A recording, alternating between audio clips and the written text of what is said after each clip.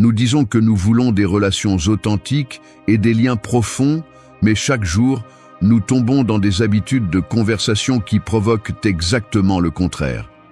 Nous cherchons à être écoutés, mais bien souvent, nous interrompons. Nous voulons être acceptés, mais sans nous en rendre compte, nous adoptons des attitudes qui éloignent les autres. C'est une contradiction présente dans presque toutes les interactions sociales. Et le pire, c'est que la majorité des gens ne s'en aperçoit même pas. Il suffit d'observer n'importe quelle réunion. Des regards qui glissent vers le téléphone, des réponses automatiques, des silences gênants après une interruption. Dans un café, deux collègues discutent pendant que l'un consulte ses notifications et acquiesce sans écouter. Dans une salle de réunion, quelqu'un essaie de partager une idée et se fait couper en pleine phrase. La conversation se disperse et le malaise s'installe dans l'atmosphère. Lors des dîners de famille, des questions lancées en l'air restent sans réponse car chacun est trop occupé à attendre son tour pour parler. Les conséquences sont immédiates. Éloignement, manque de confiance, occasions qui disparaissent sans bruit. Aujourd'hui, je vais te montrer les 10 habitudes de conversation qui, loin de te rapprocher des autres, font que l'on te rejette. Et il y a un fait que tu ne peux pas ignorer. Selon plusieurs études en psychologie sociale, 70% des personnes reconnaissent avoir perdu des opportunités personnelles ou professionnelles uniquement à cause de leur façon de communiquer. Le dernier comportement de la liste passe généralement complètement inaperçu, mais il peut être le plus destructeur de tous. Commençons. Habitude numéro 1. Interrompre constamment les autres. As-tu déjà ressenti que tu avais quelque chose d'important à dire, mais que l'autre personne à peine finissait une phrase avant que tu la coupes? Interrompre peut sembler anodin, mais cela peut laisser une empreinte profonde sur ceux qui t'entourent. En agissant ainsi, tu envoies le message que tes idées valent plus que celles des autres, même si ce n'est pas ton intention. Nous avons tous participé à des conversations où les mots se bousculent et où le silence devient un luxe. Mais lorsque tu interromps encore et encore, l'autre personne commence à se refermer. Elle se sent invisible, peu écoutée, dévalorisée. Avec le temps, ces petites interruptions s'accumulent. Les gens commencent à éviter de parler avec toi, même si tu es brillant ou intéressant. Personne ne veut s'ouvrir à quelqu'un qui ne sait pas écouter. Pense à la dernière fois où tu as été interrompu juste au moment où tu allais partager quelque chose de personnel ou d'important. Cette petite coupure peut te faire sentir ignoré, voire humilié. Maintenant, imagine ce que ressent quelqu'un lorsque c'est toi qui agis ainsi. La conversation perd en profondeur, la confiance s'érode et le lien s'affaiblit. Parfois, nous interrompons par enthousiasme, d'autres fois par anxiété ou parce que nous croyons savoir ce que l'autre va dire. Mais la vérité, c'est qu'interrompre bloque le flux naturel du dialogue et t'éloigne des autres. Écouter est une forme de respect et respecter le tour de parole est fondamental pour toute relation saine. Si tu veux améliorer tes relations et que les personnes prennent plaisir à converser avec toi, souviens-toi. Chaque fois que tu interromps, tu fermes une porte. Prends une pause, écoute jusqu'au bout et permets à l'autre personne de terminer son idée. Ainsi, non seulement tu deviendras plus agréable, mais tu gagneras aussi la confiance et le respect de ceux qui t'entourent. Deuxième habitude. Parler uniquement de soi-même sans montrer un intérêt véritable pour l'autre. Lorsqu'une conversation devient un monologue, la connexion se brise. Parler uniquement de soi-même, sans prendre le temps de poser des questions ou d'écouter activement l'autre, crée une barrière invisible mais puissante. L'interlocuteur perçoit rapidement l'absence d'intérêt authentique et en conséquence, il sent que sa présence est sans importance. Cette dynamique ne fragilise pas seulement la relation, elle suscite aussi du rejet et du désintérêt. La tendance à centrer la discussion sur ses propres expériences passe souvent inaperçue. Bien souvent, on la justifie sous prétexte de partager, mais la différence entre partager et monopoliser la conversation est claire. Partager signifie laisser de la place, poser des questions, ouvrir la porte à l'autre.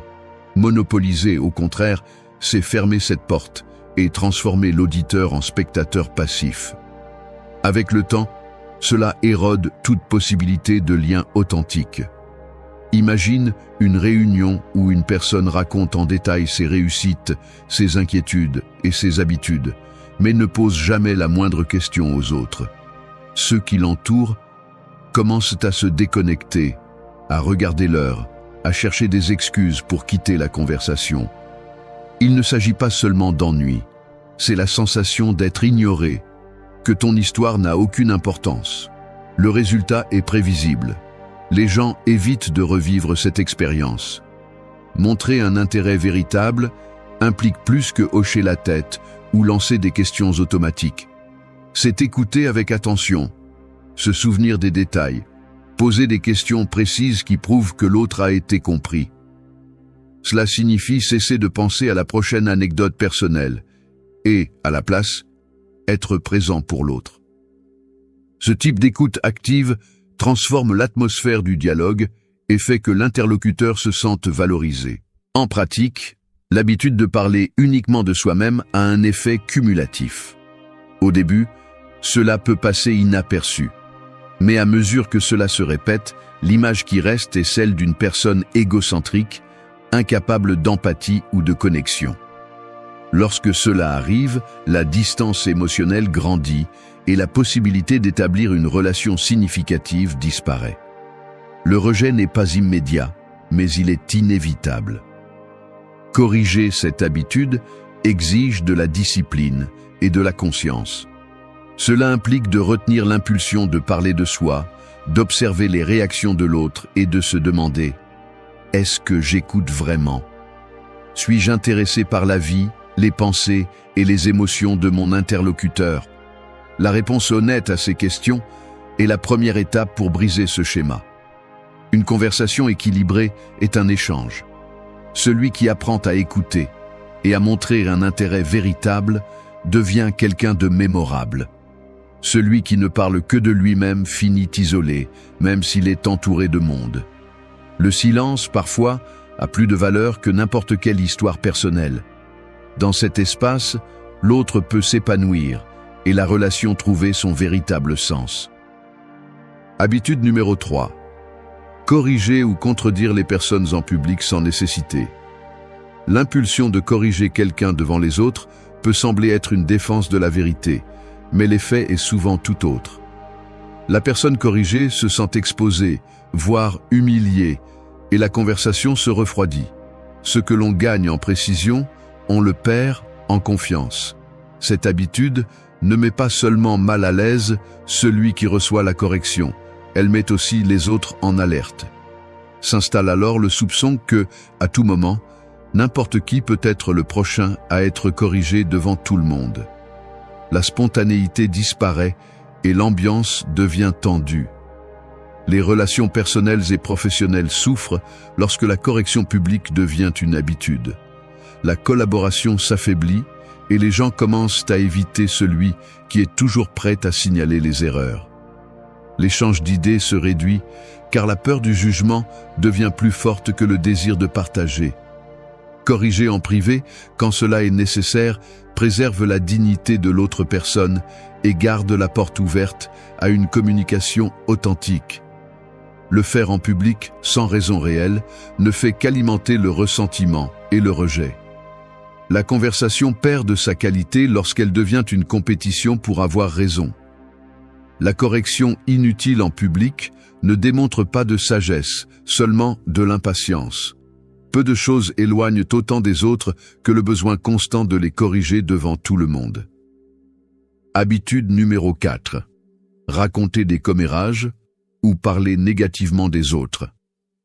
Rien ne révèle autant ton caractère que la facilité avec laquelle tu utilises ta bouche pour démolir quelqu'un qui n'est pas présent. Le commérage est le passe-temps de ceux qui n'ont rien d'intéressant à dire sur eux-mêmes. Parler en mal des autres est le raccourci préféré des personnes peu sûres d'elles pour se sentir momentanément supérieures. C'est facile, c'est bon marché, et cela te fait paraître petit aux yeux de toute personne dotée d'un minimum d'intelligence. Tu l'as remarqué? Celui qui colporte des ragots avec toi colporte aussi des ragots sur toi. C'est aussi simple que cela. Personne n'a confiance en celui qui aime salir le nom des autres. Même ceux qui rient avec toi, intérieurement, te considèrent comme quelqu'un de peu fiable. Tu veux du respect, mais tu offres du poison. Tu cherches l'admiration, mais tu ne sèmes que la méfiance. Tu t'attends à être pris au sérieux alors que ta conversation la plus profonde concerne les défauts d'autrui? Si ta plus grande contribution dans une conversation est le scandale d'un autre, tu ne fais que révéler ton vide intérieur. Parler des autres est la façon la plus rapide d'être écarté des discussions importantes. Au final, celui qui a besoin de parler en mal des autres crie sa propre médiocrité. Alors vas-y, raconte un commérage de plus. Mais souviens-toi, chaque mot que tu lances contre quelqu'un d'autre est une brique de moins dans ta propre réputation. Personne n'admire celui qui fait du poison sa langue principale. 5e habitude. Imposer ses opinions sans écouter les perspectives des autres.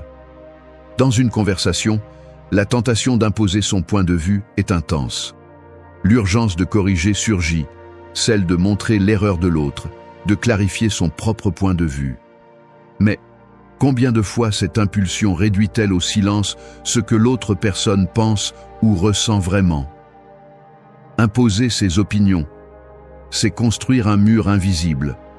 Parler sans écouter transforme le dialogue en un monologue déguisé. L'autre personne perçoit que peu importe ce qu'elle dit, la décision est déjà prise à l'avance. Ainsi, la conversation devient une compétition d'ego et non un véritable échange. Imagine une discussion dans laquelle chaque phrase que tu essaies de partager est interrompue ou rejetée. Tu réalises que, quoi que tu fasses, l'autre partie ne cherche pas à te comprendre, elle veut simplement avoir raison. C'est à ce moment-là que la distance s'installe. Le rejet ne vient pas de la différence d'idées, mais de la sensation de ne pas être écouté ni valorisé. Écouter ne signifie pas être d'accord, ni céder. C'est ouvrir un espace où l'autre personne peut exister, ne serait-ce qu'un instant, sans être jugé ni corrigé sur le champ. Quand cet espace est refusé, la conversation devient une lutte silencieuse et épuisante. Parfois, l'urgence d'imposer sa propre opinion masque la peur d'avoir tort, ou simplement de ne pas avoir le contrôle. Mais la conséquence est toujours la même. L'autre se ferme, s'éloigne, et la connexion se brise. Combien de fois, sans t'en rendre compte, as-tu parlé uniquement pour gagner, et non pour comprendre? Et si la prochaine fois, avant de répondre, tu choisissais le silence et permettais à la perspective de l'autre de respirer dans l'air? Laisser de la place à d'autres voix peut changer le cours de n'importe quelle conversation, mais seulement si tu oses vraiment écouter. Habitude 6. Minimiser les problèmes ou les émotions des autres. Il existe une distance invisible qui se crée lorsque, en écoutant l'inquiétude de quelqu'un, nous répondons par des phrases comme « ce n'est pas si grave » ou « cela arrive à tout le monde ». À ce moment-là, sans nous en rendre compte, nous construisons un mur entre nous et l'autre personne. Ce qui semble être une tentative de rassurer peut, en réalité, devenir un refus de reconnaître son expérience. Lorsque tu minimises la douleur d'autrui, tu nies la réalité de la personne qui se trouve en face de toi. Peu importe si l'intention est bonne ou si tu veux éviter le drame. Ce que l'autre reçoit, c'est un message clair. Tes sentiments n'ont pas d'importance ici.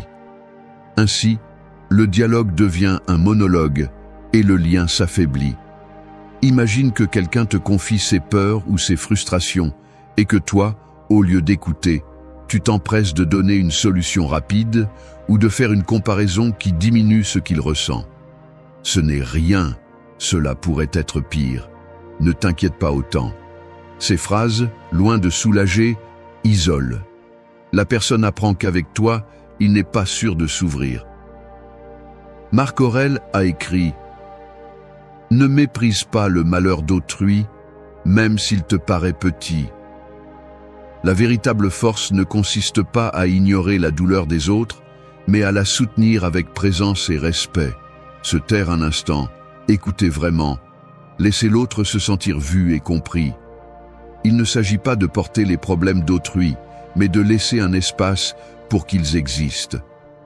Minimiser les émotions est une habitude qui, peu à peu, érode la confiance et la proximité. Si tu veux cultiver des relations profondes et authentiques, apprends à écouter sans juger, sans comparer, sans diminuer l'importance de ce qui est dit. La compassion ne cherche pas toujours des solutions. Bien souvent, elle réclame seulement de l'attention et du silence. Le premier pas pour éviter cette habitude est de reconnaître l'impulsion à répondre depuis sa propre gêne.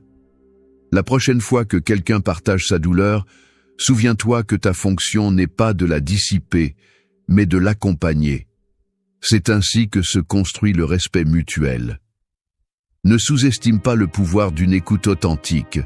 Parfois, cela suffit à transformer une conversation et, avec elle, une relation. 7e habitude.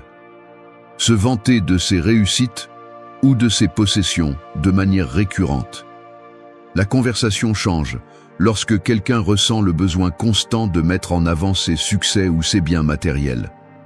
Ce qui pourrait sembler n'être qu'un simple commentaire sur une promotion au travail, un voyage récent ou l'achat d'un objet coûteux, devient une routine.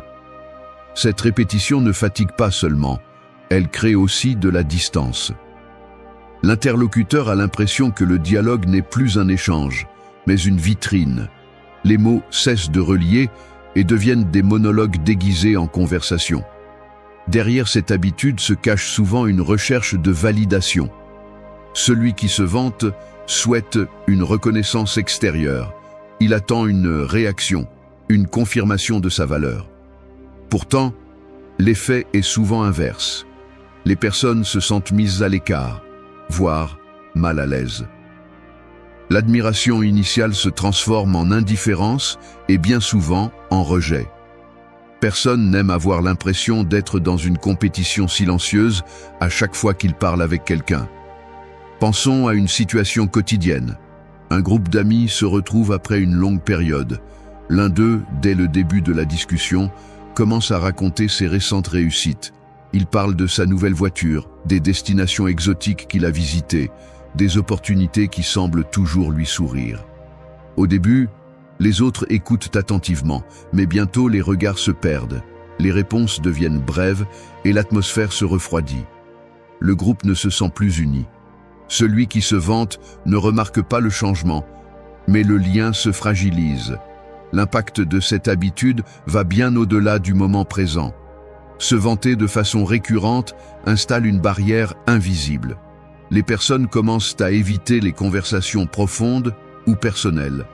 Elles sentent que toute histoire sera minimisée ou utilisée comme prétexte pour que l'autre recommence à parler de lui-même.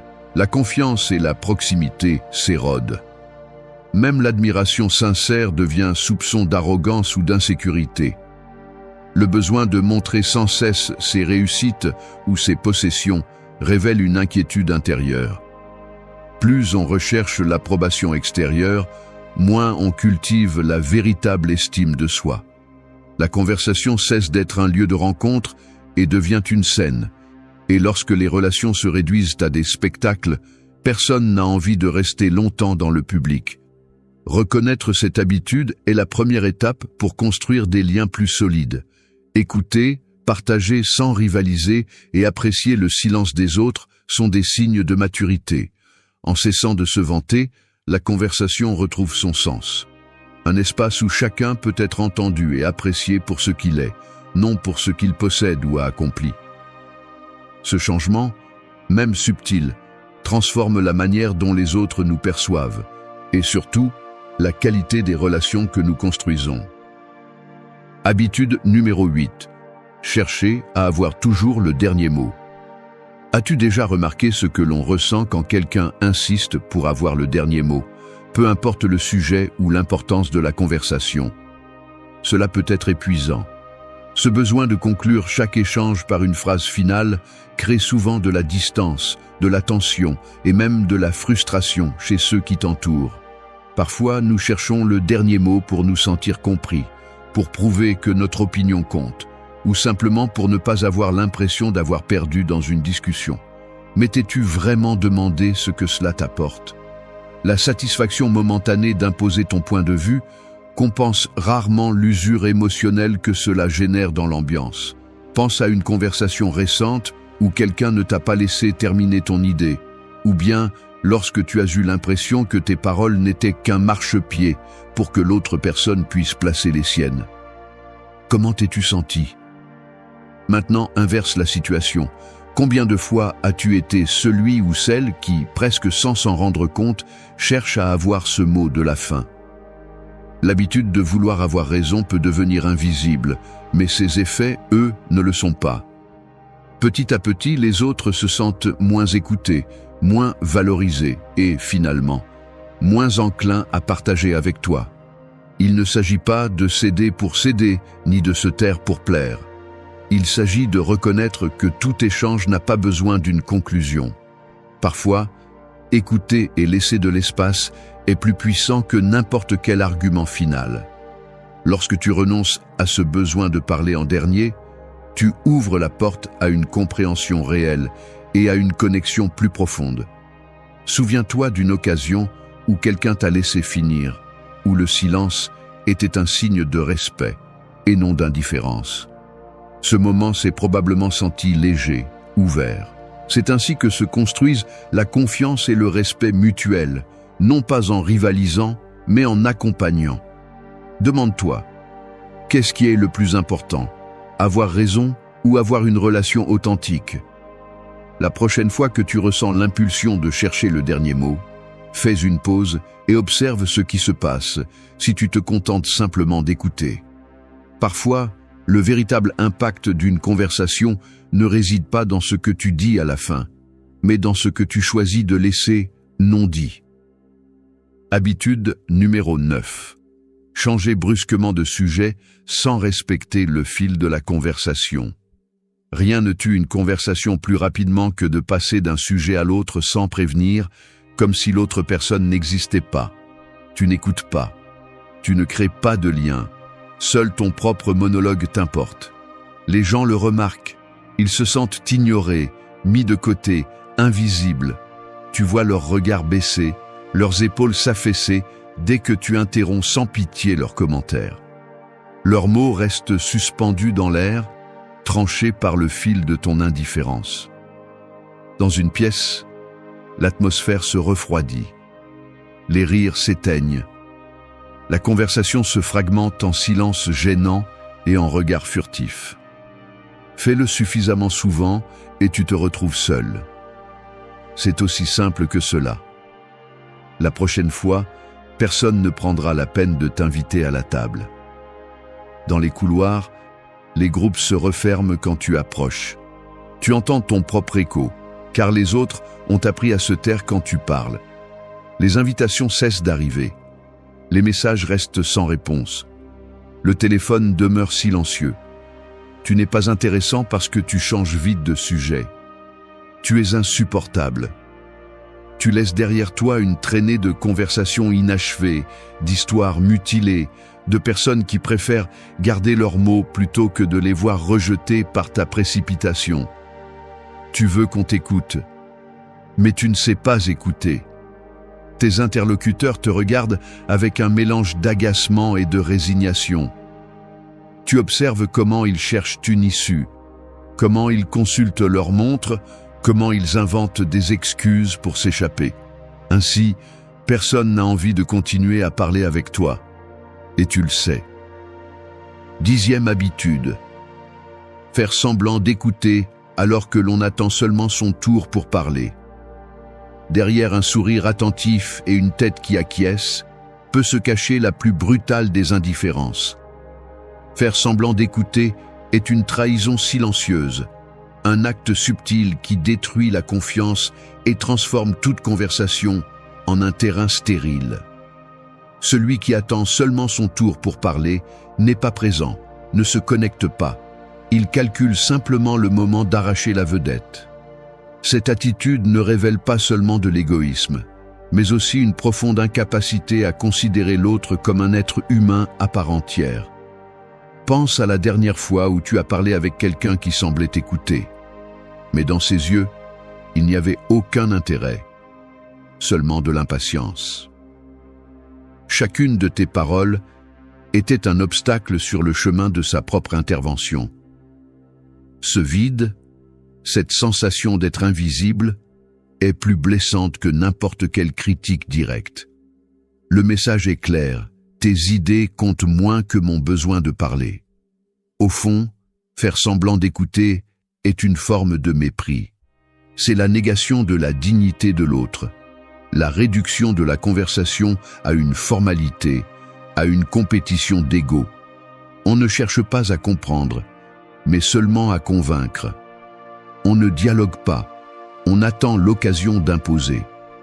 Ainsi meurt la possibilité d'une relation authentique. Ainsi naissent la méfiance, la distance, le ressentiment. Cette habitude, aussi courante soit-elle, a un prix dévastateur.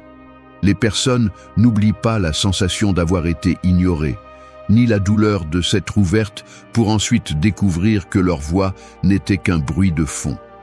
La confiance s'érode petit à petit jusqu'à ce qu'il ne reste plus rien d'autre qu'une politesse vide et une distance infranchissable. Celui qui pratique cette habitude finit entouré de silences gênants, de regards fuyants, de relations superficielles où personne n'ose partager ce qui compte vraiment. Le préjudice est double. Tandis que l'on fait semblant d'écouter pour protéger son propre ego, on perd l'occasion d'apprendre, de grandir, de découvrir de nouveaux mondes dans les paroles de l'autre. On perd la possibilité d'être surpris, de changer d'avis, d'évoluer. On se condamne soi-même à vivre enfermé dans sa propre voie, incapable de voir au-delà de sa perspective limitée. Au bout du compte, faire semblant d'écouter est une forme d'auto-illusion. C'est croire que l'on peut manipuler la perception des autres sans en payer le prix. Mais la vérité finit toujours par transparaître dans les gestes, dans le regard, dans le ton. Tôt ou tard, les autres perçoivent la supercherie et s'éloignent. Celui qui n'écoute jamais finit par parler tout seul. Dans la conversation, l'authenticité est la seule monnaie qui ait de la valeur. Faire semblant d'être attentif est la manière la plus rapide de perdre le respect et la confiance des autres. C'est l'habitude qui te laisse seul, même entouré de monde. C'est le poison lent qui détruit toute possibilité de connexion réelle. La prochaine fois que tu seras dans une conversation, demande-toi, suis-je ici pour comprendre ou seulement pour être entendu? La réponse en dit plus sur toi que n'importe quel mot que tu pourrais prononcer. Fin du point. 10 habitudes, 10 façons de fermer des portes sans s'en rendre compte. Chacune d'elles a un prix, même si ce prix n'est pas toujours payé sur le moment. Le rejet social est rarement immédiat, mais il n'est jamais gratuit. Chaque fois que tu interromps, que tu imposes ton opinion, que tu fais semblant d'écouter, une dette invisible s'accumule. Il ne s'agit pas d'une punition, c'est une simple conséquence. Pour chacune de ces 10 habitudes que tu répètes,